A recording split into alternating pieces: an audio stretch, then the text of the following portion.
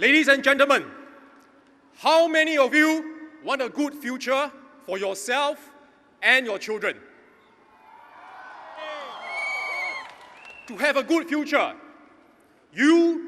Singapore needs to have a good economy, a strong economy, a competitive economy that can generate good jobs for Singaporeans and provide the resources to fund our security and social spending needs.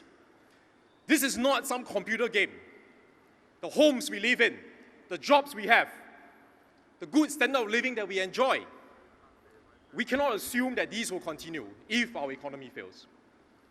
And when that happens, you can't just press some reset button and start all over again. It doesn't happen that way. This is about Singapore's future. This is about your future. This is about your children's future.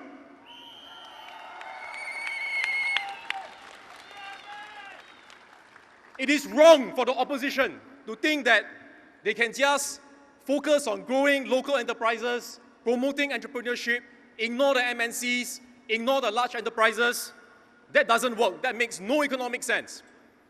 MNCs and large enterprises provide many jobs for Singaporeans, including many PME jobs.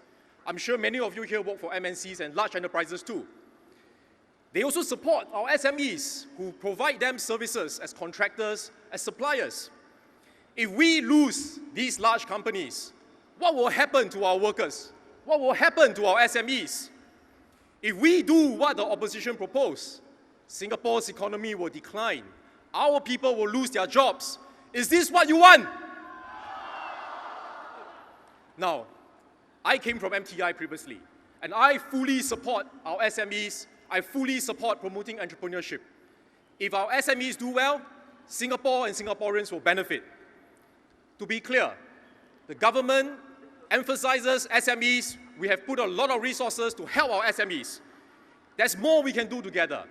If I'm elected, I want to help our SMEs to become more competitive, both here and overseas.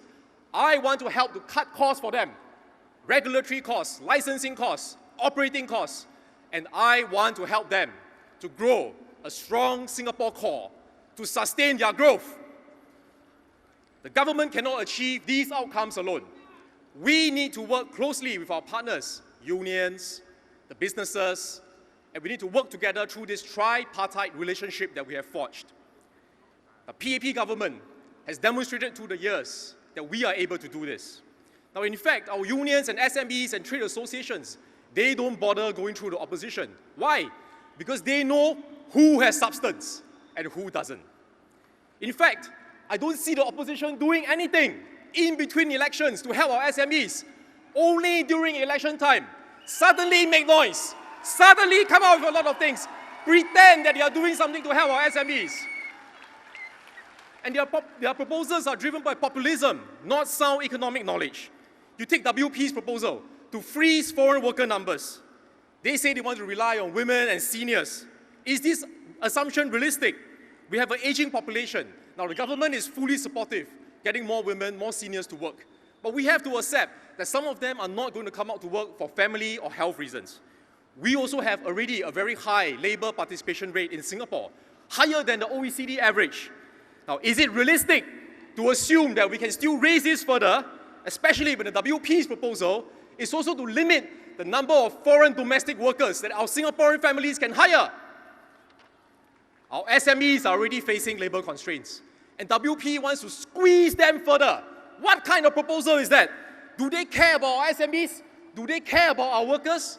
Do they care about Singaporeans?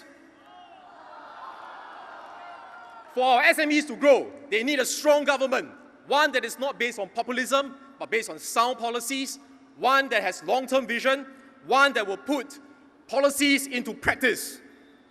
I'm confident that Singaporeans will choose the best party that can deliver results for you, that can build a better future for you and your families. Thank you.